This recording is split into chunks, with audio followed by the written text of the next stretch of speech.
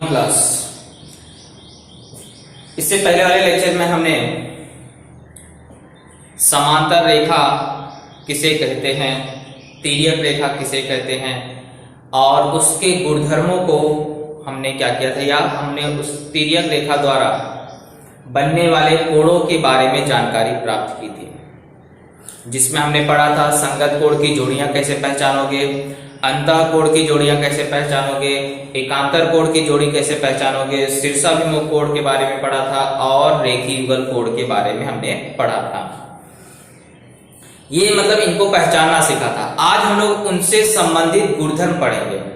संगत कोण के गुणधर्म क्या होते हैं, एकांतर कोण के गुणधर्म क्या होते हैं, अंतः कोण के गुणधर्म क्या होते हैं, रेखीय युगल कोण का गुणधर्म क्या होता है, शीर्षाभिमुख कोण का गुणधर्म क्या होता है, एक एक के बारे में हम लोग क्या करेंगे, डिटेल में पढ़ेंगे।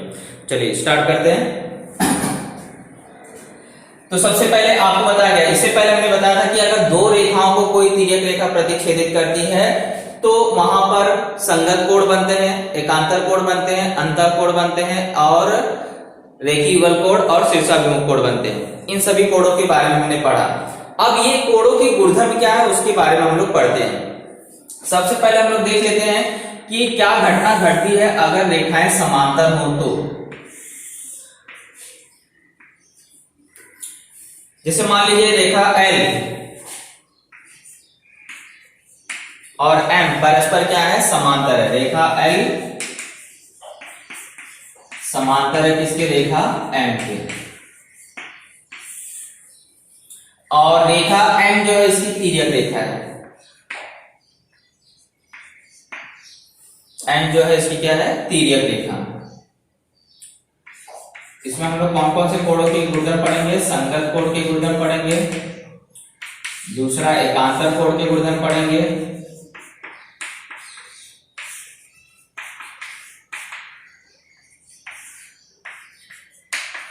अंतः कोण, इन तीन के बारे में हम लोग को पढ़ना है।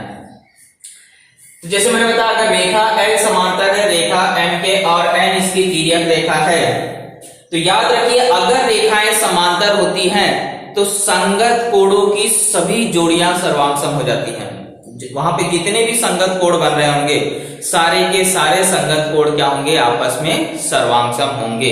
अब संगत कोण की जोड़ी उस दिन मैंने आपको पहचाना सिखाया था कि जैसे यहां पर मैं अगर नाम A रखता हूं, यहाँ B और इसको C, यहाँ D, यहाँ पर E नाम है और यहाँ F है, G H, इस तरह से हमने नाम अगर रख दिया तो संगत कोण की जोड़ी उस मैंने आपको बताया था कैसे पहचानते। जैसे कोण ABC का संगत कोण, मैं इसको जैसे नंबर 1 रख देता हूं, तो अगर नंबर 1 का संगत कोण अगर आपको ढूंढना रहेगा तो ये आपको पहली रेखा के ऊपर बन रहा है, वो भी कहां बन रहा है, दाईं तरफ। तो इसका संगत कोण कहां बनेगा, दूसरी रेखा के ऊपर, वो भी दाईं तरफ, यानी कि 1 का संगत कोण कहां बनेगा, 2 पे।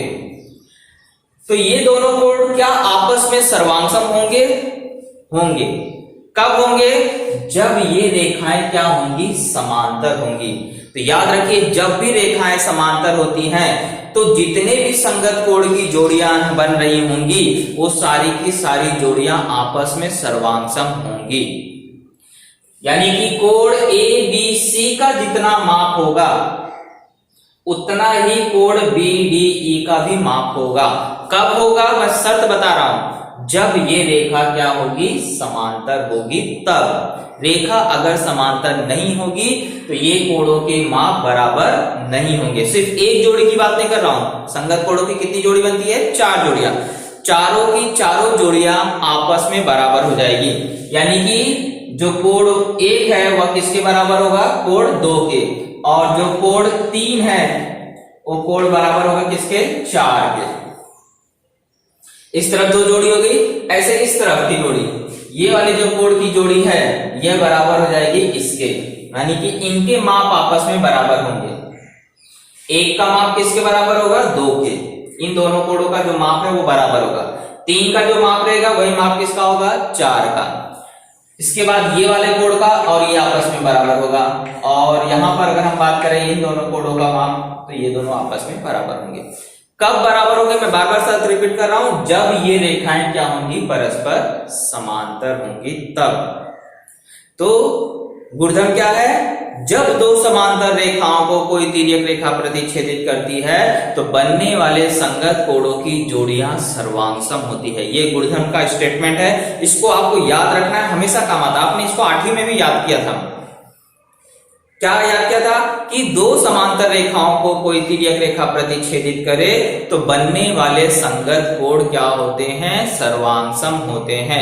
एक जोड़ी नहीं, जितनी जोड़ियां वहां बनेगी सभी की सभी संगत कोण की जोड़ी क्या होगी? आपस में सर्वांगसम होगी। इसी को बोला जाता है संगत कोण का गुणधर्म। याद रखना है, रेखा समांतर तो संगत कोण भी क्या होंगे? सर्वांगसम होंगे। इसके बाद आते हैं एकांतर कोण पे। एकांतर कोण का भी वही गुणधर्म है। अगर रेखा समांतर है तो एकांतर कोण भी क्या होंगे? सर्वांगसम होंगे। चाहे वह बाह्य एकांतर कोण हो, चाहे वह अंतः एकांतर कोण हो, उनके जोड़ियां आपस में क्या होती है? सर्वांगसम। अब यहां मैं बताना चाहूंगा कि अंतः कोण अगर एकांतर कोण लेते हैं तो ये जो 3 नंबर का कोण है ये बराबर होगा इस नंबर वाले कोण के, क्योंकि इसका एकांतर कोण आपको मैंने उस दिन बताया था पहचाना कैसे एकांतर कोण पहचानते हैं। तो ये 3 नंबर का जो एकांतर कोण है ये आपको बराबर होगा इस वाले कोण के।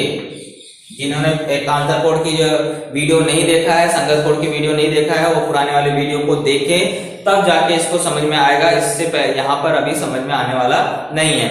इसलिए इस एकांतर कोण संगत कोण को पहचानने के लिए आप मेरे पुराने वाले वीडियो को देखिए। तो ये वाला एकांतर कोण इसके बराबर हो जाएगा और ये वाला एकांतर कोण क्या हो जाएगा? इसके बराबर हो जाएगा। समझ में आया? यानी कि स्टेटमेंट क्या है? दो समांतर रेखाओं को अगर कोई तिर्यक रेखा प्रतिच्छेदित करती है तो बनने वाले एकांतर कोण की जोड़ियां भी सर्वांगसम होती हैं। तो कौन कौन से? अगर रेखा समांतर है तो संगत कोण की जोड़ी आपस में बराबर होगी, एकांतर कोण की जोड़ी आपस में बराबर होगी। ये चीज को याद रखना है, लेकिन शर्त मैं बता रहा हूं रेखा समांतर होनी चाहिए। तो अगर मैं इसका माप अगर 55 अंश रहेगा तो इसका माप भी कितना रहेगा? 55 अंश रहेगा। इसका माप अगर आपको 125 अंश है तो इसका माप भी कितना होगा? 125 अंश ही होगा। ये याद रखना है।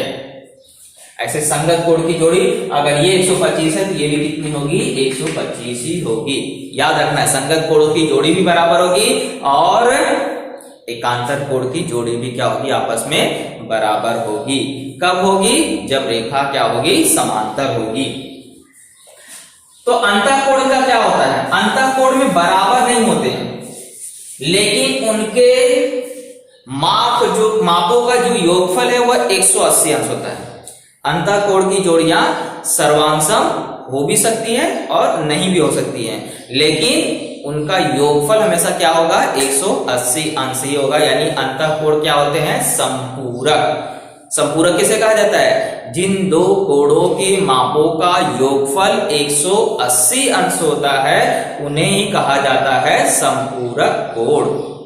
यानी कोई भी दो कोण लो, चाहे वह अलग अलग हो चाहे वह एक दूसरे से जुड़े हो, अगर उनका योगफल कितना आ जाता है? 180 अंश आ जाता है तो उन दो कोणों को कहा जाता है संपूरक कोण। एक दूसरे का क्या कहा जाता है? संपूरक कोण।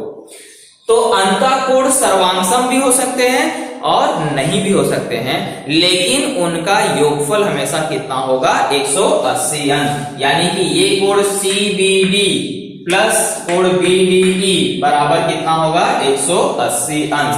कब होगा? जब रेखा क्या होगी? समांतर होगी। क्लियर? तो 3 गुणधर्म यहां से आपको मिल गए।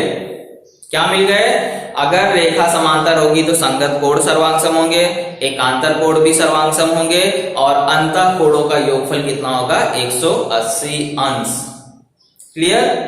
ये तो हो गया रेखा समांतर हुई तो कोणों के माप ज्ञात करना। अगर आपको कोणों के माप दिए गए और आपको पता करना है रेखा समांतर है या नहीं, तो जैसे मान लीजिए ये रेखा आपको पूछा है समांतर है या नहीं। अब हम लोग इसके विलोम पे जाते हैं, रेखा समांतर है या नहीं। तो रेखा समांतर कब होगी? या तो संगत कोण की कोई भी जोड़ी क्या हो? बराबर हो। जैसे मान लीजिए मुझे यहाँ एक कोण का माप दे दिया 125 अंश और यहाँ भी दिख रहा है 125 अंश, तो मैं देख रहा हूं कि ये कोण जो है आपस में बराबर है और ये कौन से कोण है? संगत कोण। और संगत कोण अगर आपस में बराबर है तो इसका मतलब है कि रेखा क्या होगी, समांतर।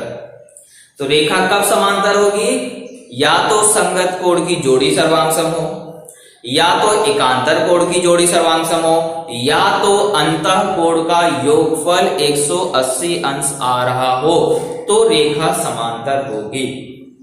देखो दोनों एक दूसरे को मिक्स मत करना। इससे पहले हमने पढ़ा अगर रेखा समांतर होगी तो क्या होगा, जब रेखा समांतर होगी तो संगत कोण की जोड़ी सर्वांग सम होगी, एकांतर कोण की जोड़ी सर्वांग सम होगी, अंतः कोणों का योगफल 180 अंश होगा। ये कब, जब रेखा समांतर होगी। और जब आपको पता करना होगा कि रेखा समांतर है या नहीं, तो आपको चेक करना पड़ेगा क्या संगत कोण की कोई जोड़ी सर्वांग सम है, या एकांतर कोण की कोई जोड़ी सर्वांग सम है, या अंतः कोणों का योगफल 180 अंश है क्या। अगर इन तीनों में से कोई भी शर्त लागू होती होगी तो वह रेखाएं क्या होंगी, समांतर होंगी। आई होप यू अंडरस्टैंड, आपको समझ में आया होगा। अगर फिर भी नहीं आया रहेगा तो आप मुझे कमेंट बॉक्स में जरूर पूछिएगा। यही आपको गुणधर्म है, जिन गुणधर्मों का उपयोग करके आपको क्या करना है, सवालों को हल करना है। दूसरी बात मैंने आपको बताया था, जब भी रेखा समांतर हो चाहे ना हो, जब भी दो रेखाएं एक दूसरे को काटती हैं तो बनने वाले जो शीर्षाभिमुख कोण होते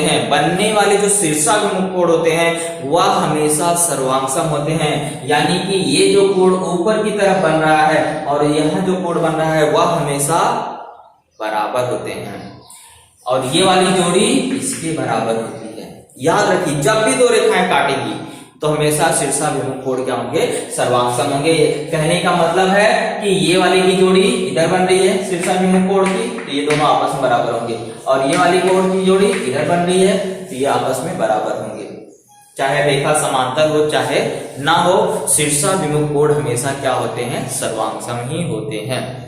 तो रेखीय युगल कोण में क्या होता है, रेखीय युगल कोण में याद रखिए कि जब भी ऐसी एक सीधी रेखा बने, क्योंकि जब दो कोण मिलकर के क्या बनाते हैं, एक सीधी रेखा बनाते हैं, तो उन्हीं कोणों को क्या कहा जाता है, रेखीय युगल कोण। उसकी परिभाषा अलग है गणितीय भाषा में, लेकिन साधारण सी भाषा में समझे तो जब दो कोण मिलकर क्या बनाते हैं, एक सीधी रेखा बनाते हैं, तो उन्हें कहा जाता है रेखीय युगल कोण। दो कोण क्या, बहुत सारे कोण हो सकते हैं, लेकिन इन सभी कोणों के मिलाने से क्या बन जा रही है, सीधी रेखा बन जा रही है। तो ये सारे कोण को का योगफल जो होता है हमेशा कितना होता है, 180 अंश। याद रखिए, रेखीय युगल कोणों का योगफल भी कितना होता है, 180 अंश ही होता है।